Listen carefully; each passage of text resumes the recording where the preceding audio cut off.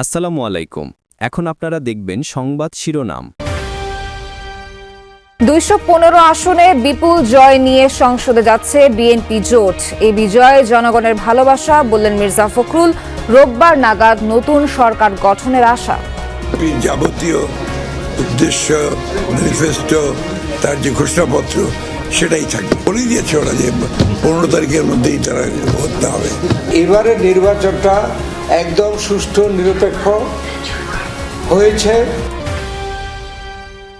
আসন সংখ্যা ৭৭ হলেও ভালো ভোট পেয়ে প্রতিদ্বন্দ্বিতা গড়েছে জামায়াত জোট। ভালো কাজে থাকবে সহযোগিতা, মন্দ কাজে বিরোধিতা, মন্তব্য ডক্টর শফিকুরের। আমরা ফিরে যেতে চাই না, আমরা ইতিবাচক ধারার রাজনীতি করতে চাই। বিএনপির বিপুল বিজয়ে যুক্তরাষ্ট্র, চীন, ভারত, পাকিস্তান সহ বিভিন্ন দেশের অভিনন্দন। অভিন্ন উন্নয়ন এগিয়ে নিতে একসঙ্গে কাজ করার কথা বললেন নরেন্দ্র মোদী। গণতন্ত্র ও ভোটাধিকার প্রতিষ্ঠিত হয়েছে বললেন রাজনীতি বিশ্লেষকরা। পতিত সরকারের পরিণতি থেকে নির্বাচিত দলকে শিক্ষা নেওয়ার আহ্বান। ভোট দিতে চেয়েছে, ভোট দিতে গিয়েছে, তারা ভোট দিতে পেরেছে। বাংলাদেশে অতীতে কোনো নির্বাচন এত নির্বিঘ্নে সম্ভবত হয় নাই। আসসালামু আলাইকুম। এখন দেখবেন সংবাদ বিস্তারিত।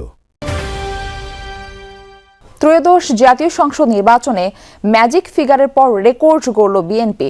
একজন প্রার্থীর মৃত্যুর কারণে শেরপুর ৩-এ ভোট হয়নি। ২৯৯টি আসনের মধ্যে বিএনপি ও জোটের প্রার্থীরা জয় পেয়েছে ২১২ আসনে। ২ দশক পর দল হিসেবে ফের এককভাবে সরকার গঠনের পথে জাতীয়তাবাদী দল জামায়াত সহ ১১ দলীয় ঐক্য ৭০ আসনে জয় পেয়েছে। স্বতন্ত্র ৬ প্রার্থী বিজয়ী। আদালতে নিষেধাজ্ঞায় ফলাফল ঘোষণা করা যাচ্ছে না শেরপুর ২, চট্টগ্রাম ২ ও চট্টগ্রাম ৪ আসনে।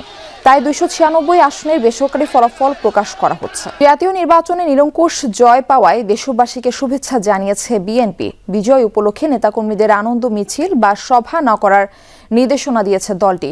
ভূমিধস বিজয় এবং সাবেক প্রধানমন্ত্রী খালেদা জিয়ার বিদেহী আত্মার মাগফিরাত কামনায় বাদ জুমা বিশেষ দোয়ার আয়োজন করা হয়েছে। দলটির পক্ষ থেকে জানানো হয়, দেশের সব মসজিদে জুমার নামাজ শেষে এই দোয়া হবে। এছাড়া একই সময়ে মন্দির, গির্জা ও প্যাগোডা সহ অন্যান্য উপাসনালয়েও প্রার্থনার অনুরোধ করা হয়েছে। ঢাকার বিভিন্ন আসনে ফলাফল প্রকাশ হবার পরপরই নেতাকর্মীরা আনন্দে উচ্ছ্বাস করেন। রাতে ঢাকা ৮ আসনে মির্জা আব্বাসের বিজয়ী হবার ঘোষণা আসে। ফলাফল ঘোষণার পর দলীয় নেতাকর্মী ও সমর্থকদের মধ্যে ব্যাপক উচ্ছ্বাস দেখা যায়। সড়কে বিভিন্ন স্লোগান দিতে থাকেন তারা। এ সময় মির্জা আব্বাস সেখানে উপস্থিত ছিলেন। তাকে অভিনন্দন জানান সাধারণ জনগণ, দলের নেতা ও কর্মীরা। তবে দলীয় সিদ্ধান্তে তারা কর্মীরা মিছিল করেনি। নিজেদের মধ্যে আনন্দ ভাগাভাগি করেন তারা।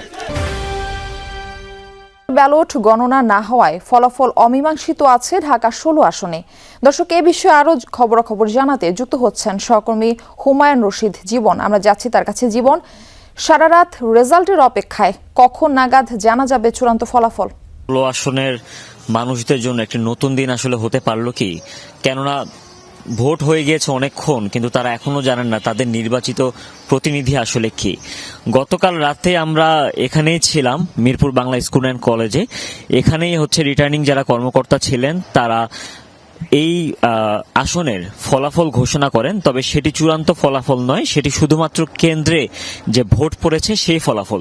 সেই ফলাফল অনুযায়ী আব্দুল বাতেন যিনি আছেন, যিনি দাঁড়িপাল্লার প্রার্থী, তিনি ধানের শীষের প্রার্থী আমিনুল হক থেকে প্রায় ২০০০-এর মতো ভোটে এগিয়েছিলেন।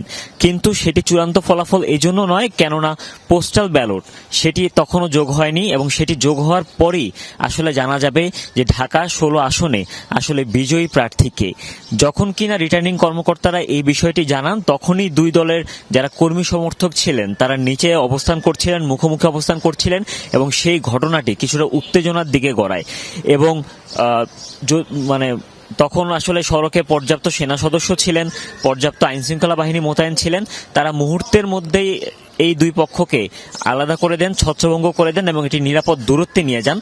তবুও যিনি কিনা দাঁড়িপাল্লার প্রার্থী ছিলেন আব্দুল বাতেন, তাকে আসলে সেনাবাহিনীর একটি গাড়িতে আসলে নিরাপত্তা দিয়ে এখান থেকে একটি নিরাপদ দূরত্বে নিয়ে যেতে হয়। অবস্থায় এতটা উত্তেজনার দিকে চলে গিয়েছিল। এছাড়াও এই আসনে একটি কেন্দ্র নিয়ে বেশ জটিলতা দেখা যায়, সেটি হচ্ছে পল্লবী যে বিদ্যানিকেতন কেন্দ্র রয়েছে সেটি। দুই প্রার্থীর সাথেই আমরা কথা বলেছি, তারা যেটি জানান যে কেউ একজন একটি ফলাফলের শীট দেয়ালে টানিয়ে দেয়, যেখানে আসলে দেখা যায় যে দাঁড়িপাল্লার যে প্রার্থী রয়েছেন তার ভোটার সংখ্যা সেখানে শূন্য দেখাচ্ছিল। তো দাঁড়িপাল্লা যখন জিনিসটি রিটার্নিং কর্মকর্তাদের বলেন, তখন তারা জিনিসটি হয় পরিবর্তিত অথবা সংশোধিত করেন এবং সেই আসনের পরবর্তীতে সেই কেন্দ্রের ফলাফলটি দেওয়া হয়।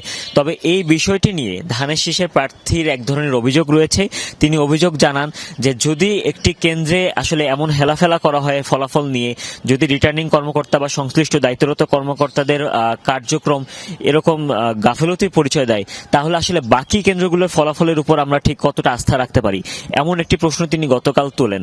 তবে সবচেয়ে গুরুত্বপূর্ণ বিষয়টি হচ্ছে যে আমিনুল হক, যিনি ধানের শীষের প্রার্থী, এবং যিনি কিনা আব্দুল বাতেন দাঁড়িপাল্লার প্রার্থী, তারা দুজনেই যেটি বলেছেন যে এখনো তারা আসলে কোনো প্রতিক্রিয়া বা রিয়াকশন দিতে রাজি না।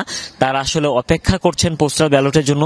পোস্টাল ব্যালট সংযুক্ত হওয়ার পর যখন কিনা ফলাফল আসবে, তখনই তারা আসলে তাদের প্রতিক্রিয়া জানাবেন যে এই নির্বাচন নিয়ে আসলে তারা আসলে কতটা সন্তুষ্ট, কিংবা তাদের আসলে কোনো অভিযোগ বা কোনো ধরনের অসন্তোষ রয়েছে কিনা।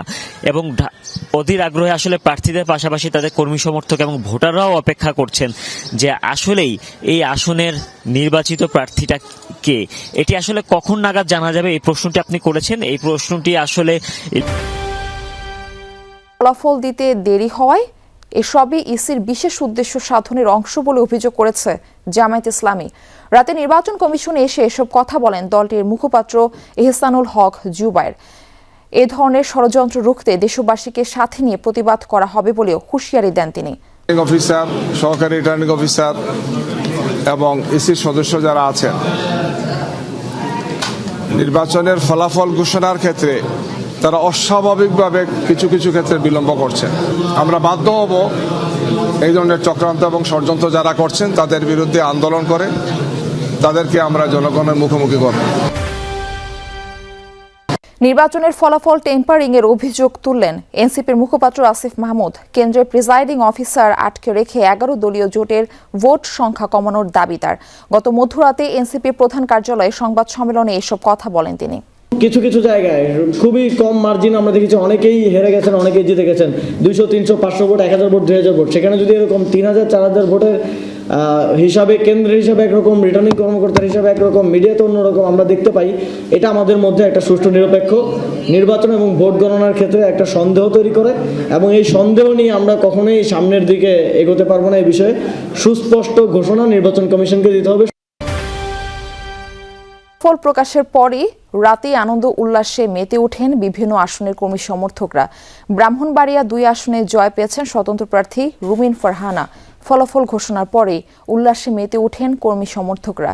প্রিয় নেত্রীকে ফুলেল শুভেচ্ছা জানান। সড়কে আনন্দ মিছিল নিয়ে বের হন তারা। মেহেরপুর 1 আসনে 11 দলীয় জোট মনোনীত প্রার্থী মৌলানা তাজউদ্দিন খান বিজয়ের খবরে শুকরানা নামাজ আদায় করেছেন। রাতে মেহেরপুর কোর্ট মোড়ে জেলা মডেল মসজিদে নেতাকর্মীদের সাথে নিয়ে নিজে মেমতি করে নামাজ আদায় করেন।